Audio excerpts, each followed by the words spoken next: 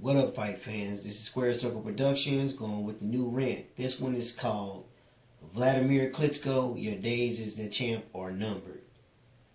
Okay, I just want to get into it, previewing the World Heavyweight title match between Wladimir Klitschko and Tyson Fury. What can I say? Klitschko, you've been a champ for quite a while. You've held it down, At one point, man, I largely ignored you.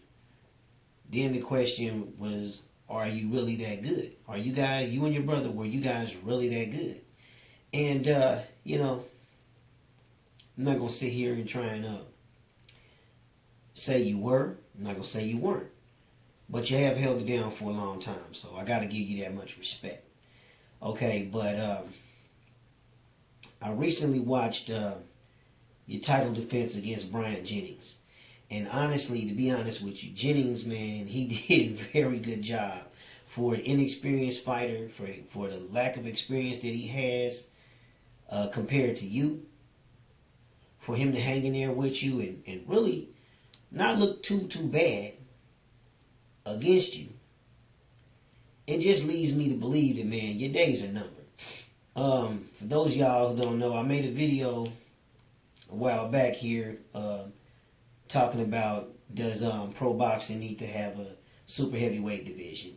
And I'm really still leaning towards yes. Okay, I talked about Taishan Dong, the Chinese fighter, the 7 foot, 289 pound Chinese fighter. Okay, Klitschko, I think he was about 6'7". Deontay Wilder, 6'7", 6'8". Tyson Fury, 6'9".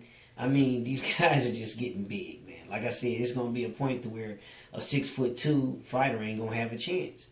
If you under 6'2", you're not gonna have a chance. You know what I'm saying? I mean, and when you look at it in the Jennings fight, man, I've seen some things that Jennings did pretty good. He could have been a little more aggressive, but he was using a peekaboo. You know what I'm saying? And a message to you, Jennings, man. You should have probably got a hold of Kevin Rooney to teach you the nuances of the peekaboo style. Because honestly, if you really look at how the custom model fighters use it, especially emphasis on Mike Tyson, he used crouching, constant movement, bobbing, weaving. You see what I'm saying? So making himself hard to hit. You know what I'm saying? Making himself very hard to hit. You, on the other hand, kept your hands up. That's not a good way to defend it as a stationary target. That's not a good way to defend. I saw Christian Hammer get banged on that against Tyson Fury in their fight. You want to keep movement. You want to be crouching, low, movement, coming with punches from angles. You understand what I'm trying to say? You don't want to make yourself a stationary target, because all Klitschko started doing was going straight down the middle, splitting those two hands. So actually your hands up like this in a peekaboo actually block you from seeing the punches coming. So, you know what I'm saying? What's meant to protect you is actually keeping you from it's blocking your own vision. You understand what I'm saying? So if you want to use that technique, you got to have constant movement, constant energy, crouch, tuck, side to side, up and down, and you have to be in a certain level of condition to do that. I mean, you got to be ready to move. You can't just, and you got to be able to do that for long periods of time without tiring. You understand what I'm trying to say?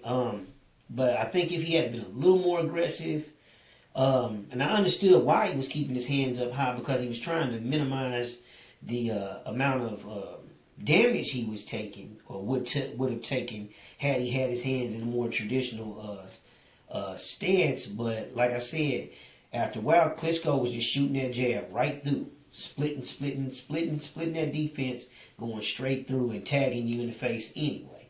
So, it would be best, like I said, if he was going to use that and employ that method, you need to have the movement, the head movement, and the bobbing and the weaving and the up and down and the crouching involved. Okay, but getting back to the subject at hand, Tyson Fury, he moves pretty well for a 6'9" guy.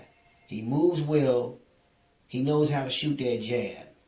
So like I said, even if Klitschko, if you do manage to get by, I don't see you winning too many more rounds than 7 or 8 at best. And it's going to be a very boring fight as a decision. I don't see you knocking this big dude out. Not going to say he's going to knock you out, but it's possible. I don't see him necessarily outpointing you. So, again, I'm really looking forward to seeing you fight Deontay Wilder. But like I said, you never know. Tyson Fury may get you. So, in the event that this happens, hey, I'm just putting it out there.